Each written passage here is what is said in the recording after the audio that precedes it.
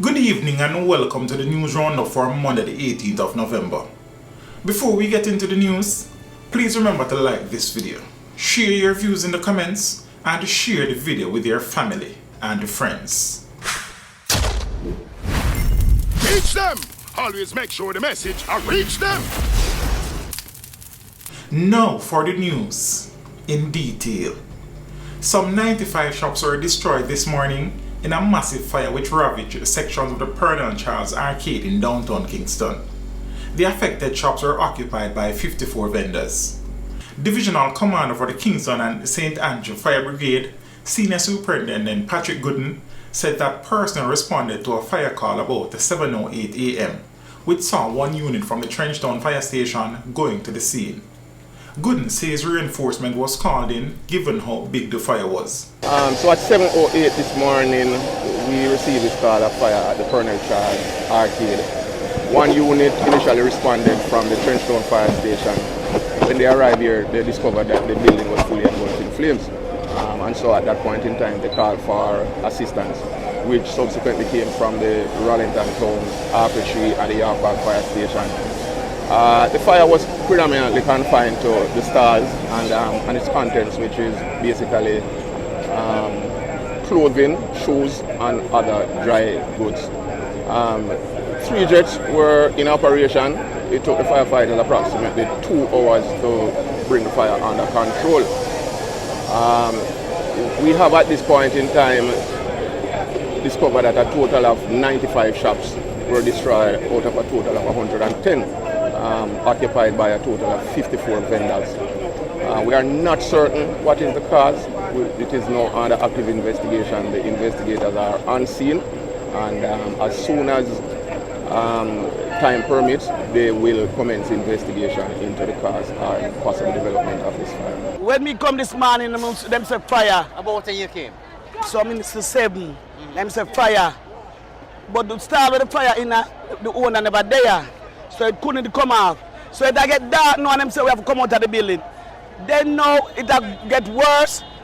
People from Tel Aviv them come help me. So all about come help me. It pay to live good. It pay to be kind. You understand? Don't matter the person is, if them make a dollar, give them.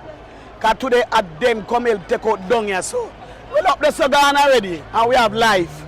So what we have to do now? We have to work on it. Wow, now the me and everybody now. Just come in, come give me a thing. We can't get back little goods. Come in, come give me $1. We can't run in and buy back little goods. You understand? We do not take too long though. My name is Kay Brown. I'm working at Pernell Charles Arcade for about 20 years. I lose 4 shops now in this fire. Previous fire, I lose 5. Right here we're standing. Well, just cleared the goods them last week, Saturday. So I'm gonna bring down some, come put in the shop up there. So we lost about millions. Because of 4 shops now in the fire, millions. My name is Andrew Payne, President of the Vendors Association inside the Pernell Charles Arcade. Well, so far, don't know yet what is the cause of the fire. We're just waiting on the official report from the firemen to tell us exactly what caused the fire. As you can see, where we are standing right now, it's so ironic that this is a section that was burned out about 12 years ago. You know, so here's another one 12 years after. There was a major fire at the Azan Supercenter warehouse off Marcus Garvey Drive in Kingston. The fire reportedly broke out early on Monday afternoon. This is a developing story, and more information will be provided in subsequent newscasts. Paul Fraser. Alright, Paul, what happened earlier today? Well, it's about 1:30. We hear our fire siren go off. Well, work at JUTC, Ashanai Road. So the staff at the depot hear the siren go off. So we come out of the office, looking around, we see smoke coming from the gate. We run at the gate, and then we see fire coming from across the road, the building across the road. Well, the building occupied by Basco and Happy Ice Company. So standing on the gate, listen, we hear somebody shouting inside, help, help, help. Well, we just run across the road, go by the main gate, go inside and try to assist him. How you assist him? Well, how we assist him, get a piece of iron, try to lick out the window. The window was a metal window, and then we meet up on a mesh wire, diamond mesh wire. So we try to price it out, and then we drop the person. Who were they? Were they hurt? What happened? Well, at the time, he was hurt because him run and said thank you, so I don't know if him hurt. Good job here. Thank you.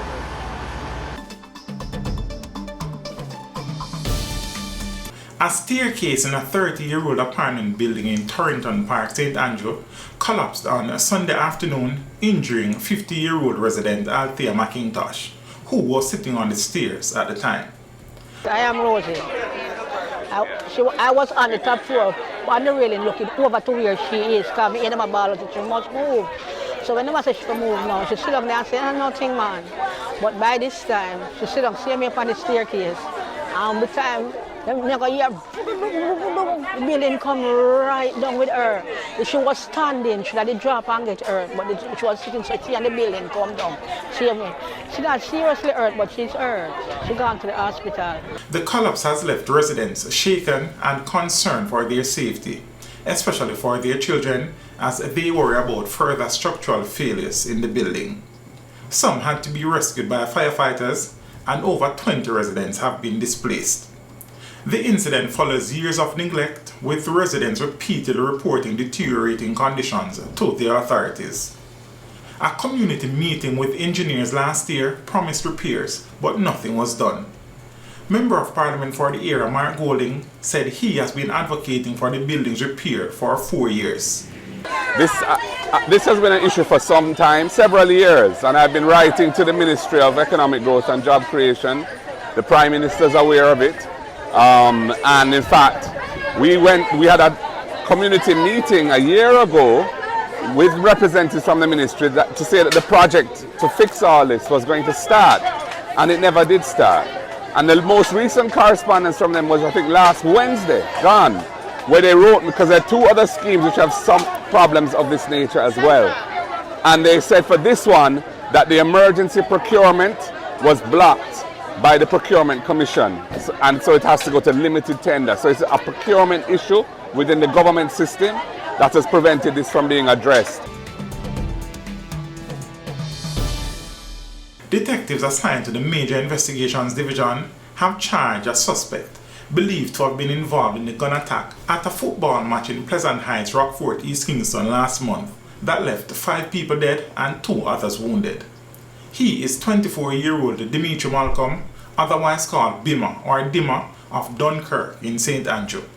He was charged with 5 counts of murder, conspiracy to commit murder, 2 counts of wounding with intent with the use of a firearm, possession of a prohibited weapon, and unauthorized possession of ammunition. Malcolm was arrested last Saturday in his community. His accomplices are still being sought by the police. The 2 policemen implicated in the fatal shooting of 3 men on Windward Road in East Kingston a week ago have been slapped with multiple charges, including murder. The shooting, which occurred on Sunday, November 10, resulted in the death of 17-year-old O'Shane Stubbs, 19-year-old Orlando Campbell, and the 20-year-old Keyshawn Smith. The Independent Commission of Investigations, INDICOM, outlined a raft of charges against Corporal Mark Roy and Constable Kelby White in a statement on Monday. INDICOM says the charges are based on a ruling by the Office of the Director of Public Prosecutions. In addition to murder, Corporal Roy and Constable White have been charged jointly with 3 counts of using a firearm to commit a felony and discharging a firearm in a public place. They are also charged with 2 counts of perverting the course of justice, which INDICOM alleges they did by making a false report and planting or placing a firearm at the scene. The duo has also been charged with willfully making a false statement to an investigator. INDICOM says Corporal Roy and Constable White are expected to be placed before the court this week. The officers are being represented by attorney-at-law Peter Champini KC. On Sunday, November 10, Preliminary information from the two lawmen said they were on patrol in a service vehicle when they were accosted by 3 men. The men reportedly opened fire at them. The policemen reportedly returned the fire, shooting all 3 men. The men were pronounced dead at hospital, and one of the officers was treated for what Indicom described as an alleged gunshot wound. 2 illegal firearms and a quantity of ammunition were also reportedly taken from the scene. Indicom later revealed that it had uncovered significant evidence during its early investigative work that warranted the arrest of the officers. Meanwhile, it is understood that the deceased men had long rap sheets. 19-year-old Keyshawn Smith, also known as Bimmers, was reportedly the leader of the Anderson Road track gang. At the time of his death, he was out on bail for the alleged murder of Kimanio Darrell, a 26-year-old taxi operator. He was arrested on the 15th of May and granted bail on the 18th of September with the conditions to report to the Halfway Tree police station every Wednesday. Smith was also said to be involved in multiple robberies across East Kingston, Rollington Town, and Doncaster. Sources further indicate that Smith often used ride-hailing services like InDrive and robbed drivers of valuables and vehicles. He has posted on social media images of himself posing with firearms. 19-year-old Orlando Campbell was a car wash attendant. He too was reportedly a member of the Anderson Road track gang. He reportedly participated in gang-related robberies, including targeting ride-hailing and taxi drivers. And he has also been seen brandishing firearms in social media posts. O'Shane Stubbs, otherwise called Moonhead, was also a member of the Anderson Road gang, according to reports.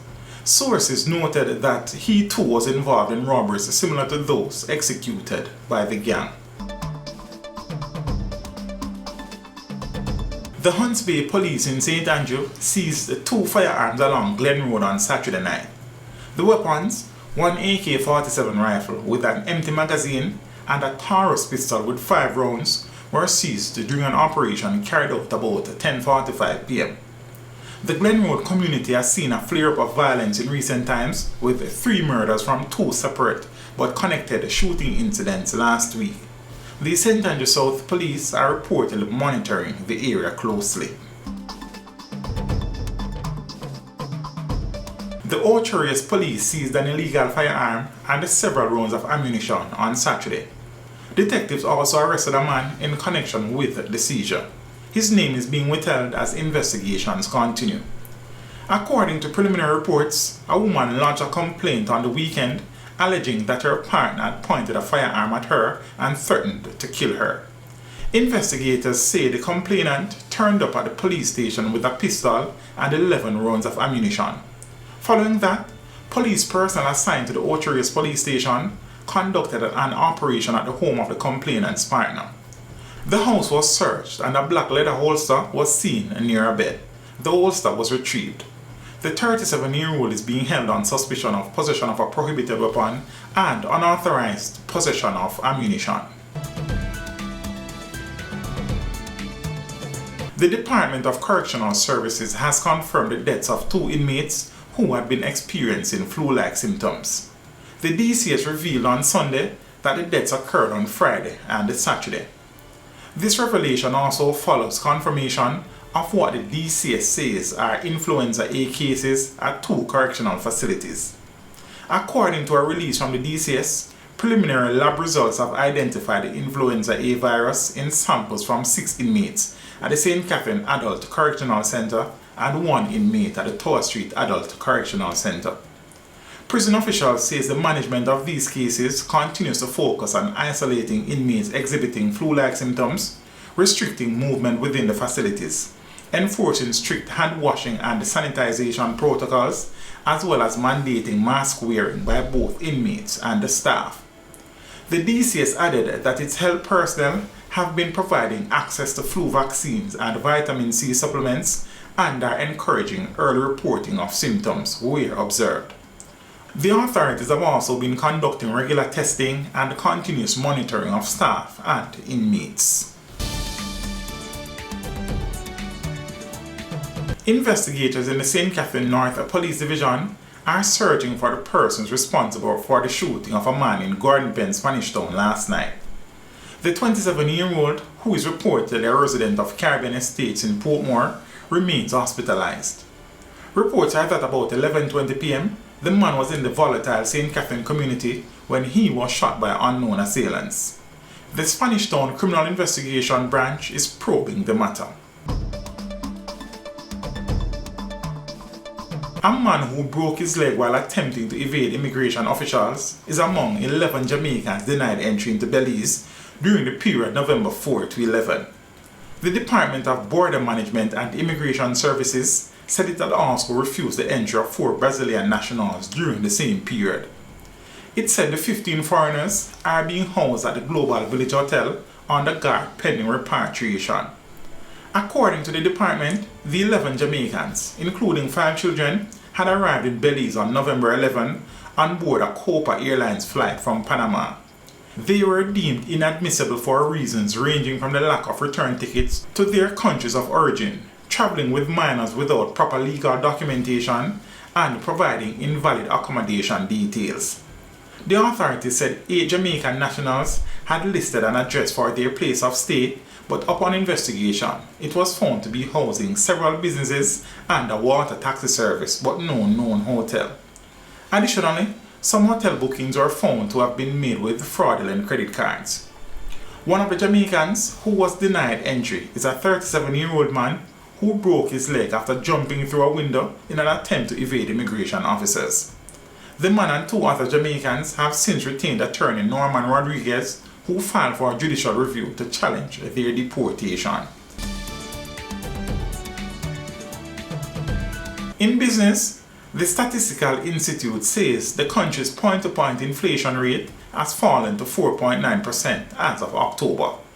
This represents a 3-year record low in the country's point-to-point inflation rate.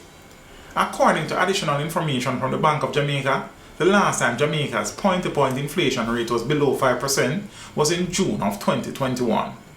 Meanwhile, the record low inflation rate remains within the Bank of Jamaica's target range of 4 to 6%. According to Statin, October's outturn was influenced mainly by the point-to-point inflation rate for the divisions food and non-alcoholic beverages, transportation and housing, water, electricity, gas and other fuels. And that is it for your news roundup for today. We would appreciate you liking this video, leaving a comment and sharing the video with your family and friends. Have a good evening and see you next time.